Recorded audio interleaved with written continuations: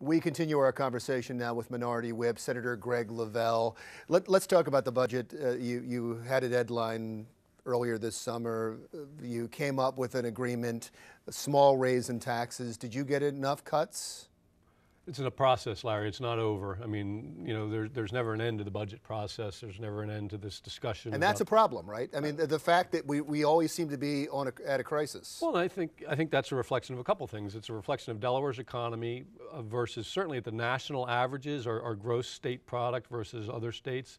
We grow at about half the rate of other states, and then the Northeast in general then grows even less than other states that are growing. So I think we need to have a stronger growing economy.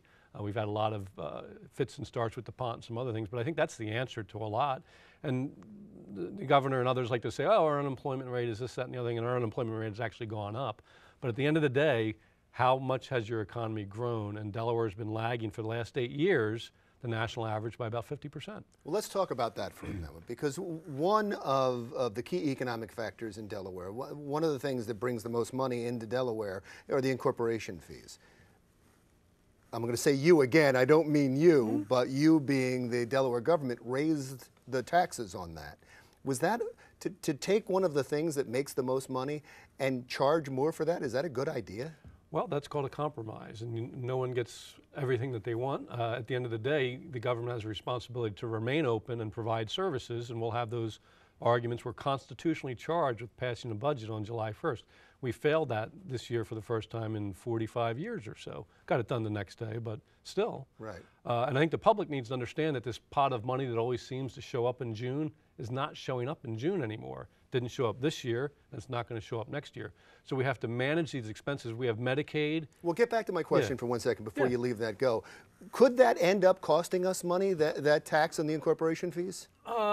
You know, it's not over until it's over. So it wasn't ideal, but what we were able to do this year, because the other thing that was the governor proposed was a $200 million personal income tax increase. So we were able to fight that back.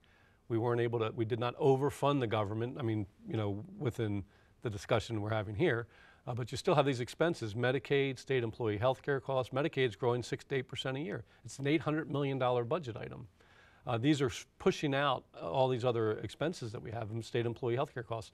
One of the things that did come out of the budget discussion this year was charging, and she accepted that charge, Secretary Walker, to go out and look at this. You know, should we do a Medicaid waiver with the federal government, allow us to manage Medicaid a little bit closer to home here? What else can be done to drive down employee health care costs, which are growing at a significant rate? Those are the things that are creating this crisis, for lack of a better word, that we see every year. And there will be these continuing battles until we get that under control and until we get our economy growing. Nobody wants to see taxes go up, and nobody wants to see their favorite programs or the money coming from the state that goes to them cut.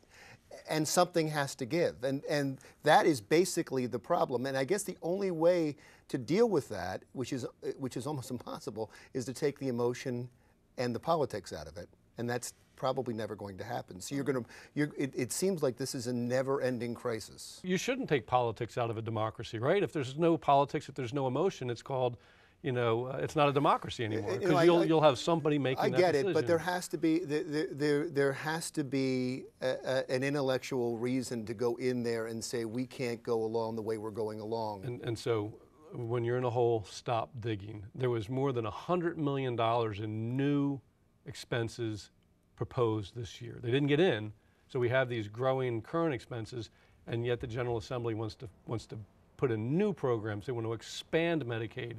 The road to the solution is not tax increases year after year after year. Then you end up like Connecticut and Massachusetts and these other northeastern states that are not growing.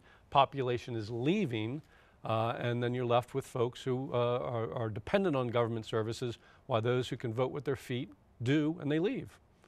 Sir, thank you so much. Keep fighting the good fight. Senator Greg Lavelle, Minority Whip in the Delaware Senate. And when we come back, we'll talk about the budget and get the other point of view from a Democrat, Senator Brian Townsend, when the Delaware Way continues.